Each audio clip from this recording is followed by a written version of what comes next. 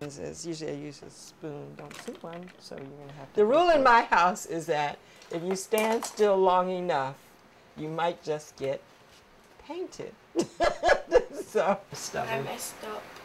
There's no such thing as messing up. Don't cross out, get creative. There is the love. Yeah, you work around that love, sister, because that's what it's all about.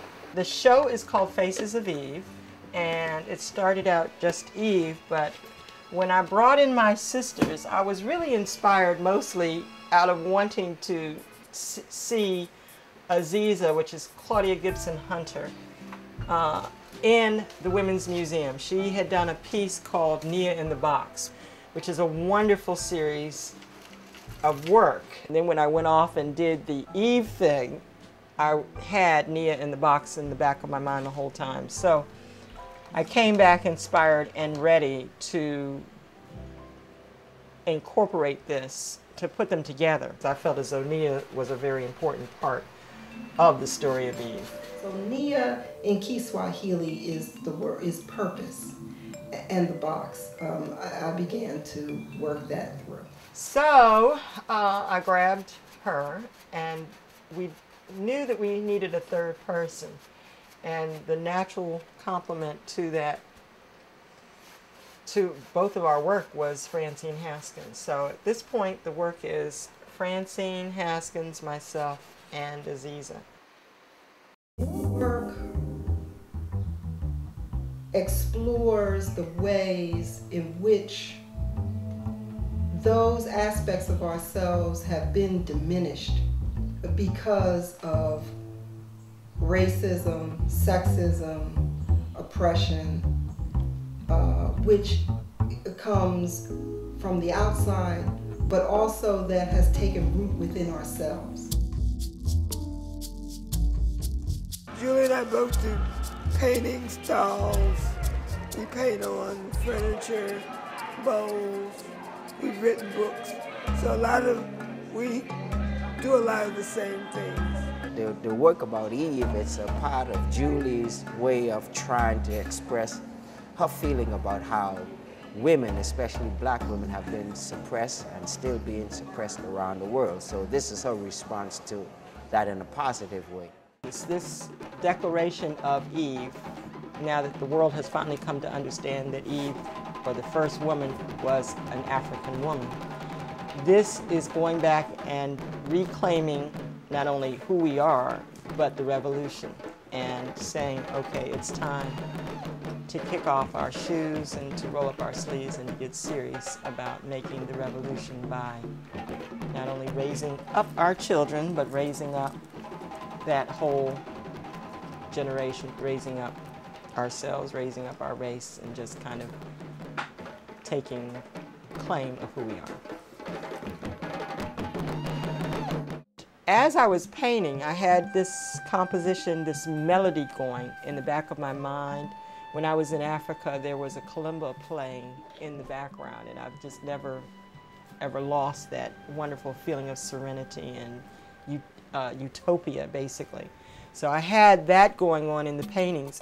I'll tell you this, but Eve was in that garden grooving. She was having a good time, and then it was this voice in the back of her head that kept saying, "What about Adam? What about Adam?" So Adam not only came along, but then shortly afterwards, and maybe even before him, was the snake.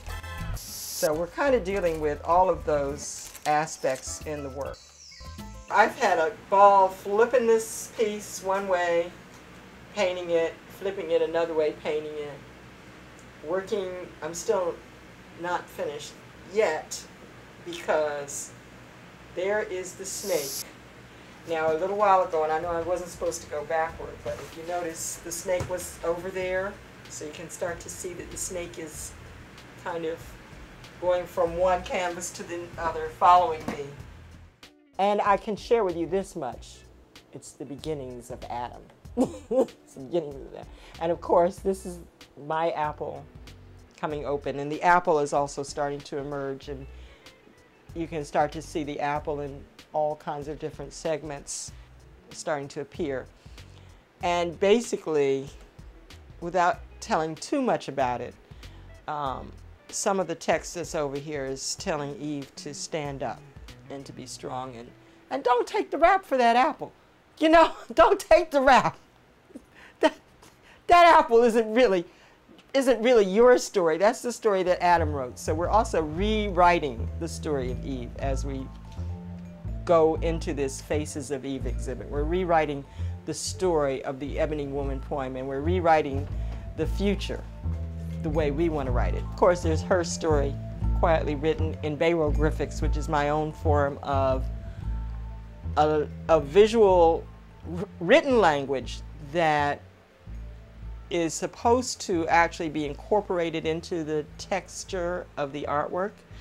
And similar to hieroglyphics, Bayrographics are meant to be decoded, okay, as opposed to just being read. A lot of people might write in their artwork, but I really want people to, artwork that I enjoy is artwork that you can take a lot of time with, kind of like a good book or fine wine, that you really, the more you have it, the more you taste it, the more you read it, the more you can get out of it, so that you don't see it all the first time. I think that it's kind of interesting that sometimes I write one thing and another thing appears, but I will give you this much of a clue that part of what it says in here is Madasi Mamama, which is taken from the Akan tradition. The Adinkra symbols are from that same Akan tradition, which I feel akin to, having visited the slave castles of Ghana, and that being where the whole Ebony Woman poem piece began.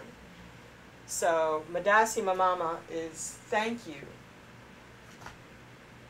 in Twi, which is really correctly said Madasi Papapa, which is the greatest of thanks. But I've taken it and turned it into Madasi Mamama to mean an even greater thanks. And on my 50th birthday, a friend of mine said, did you call your mother and thank her? I was like, what? It's my birthday, you know. But then I got it. I was like, oh, I wouldn't have a birthday if it wasn't for my mama, so. Julie is my second daughter. And Julie was never like the others. She was always kind of into interesting things. I made the mistake of pointing out that art is everywhere you look. It just depends upon whether you like it or not. Julie is our artist of the family, and she does her own thing. And I have to commend her fortitude and her determination. First of all, I've been, supportive and try to be as much as a slave as she wants me to be. Slave is end quote. As much help as I can be out of her. I don't think I would have another person other than her to do what she's doing, because it takes a lot of work, a lot of time, and a lot of effort. And to raise 5 kids and have to put up with me, I guess she deserved to be Eve. Johnson, my grandmother, and for Eula May Thomas Harper, my mother. I shed. And we've done all the mothers. I would just ask that they give us their strength and their blessings as we as mothers struggle through trying to raise this world right. I know that Julie wanted the exhibit and the exhibit to be an event, not just paintings on the wall, but interacting with the community and just make people feel good when they walk away and think and maybe go do their own research and for healing and for, to do their own research on their own life and document their own life and history.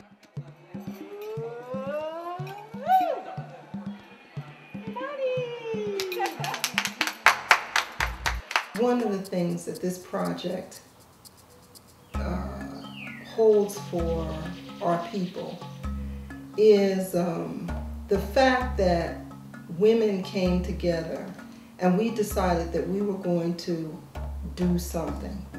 something that was within our sphere. We are artists, so we came together as artists, and we are presenting something for not only our people, but for humanity.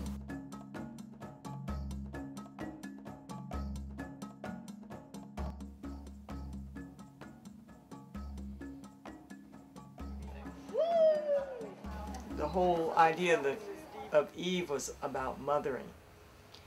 And lo and behold, as if in answer to the mission, one of Aziza's children, her youngest son, came to her and said, "Mommy, Eve," he said, "what are you doing dealing with that? That's how Europeans named it. You know, let's go back and find how Africans look at this thing." He says, I know how Africans were thinking about it. They called her Dinkinish. And we were like stunned and had to break out the books and do the research. We renamed the project DINQNESH, which is the Ethiopian term for most wonderful. And DINQNESH is the name for who they called Lucy, with the bones that they found of the earliest standing woman. Let us celebrate, let us honor, let us remember and appreciate the mothers that we have been. So that's one half of it, is acknowledging, honoring, and celebrating our heritage and our legacy. And the other half of it is the charge of the future. So we have the past, we have the present, and we're looking to the future. And I hope, really, really hope that this exhibit becomes a movement, and a movement to make that revolution by how well, how beautifully, how wonderfully we raise our children.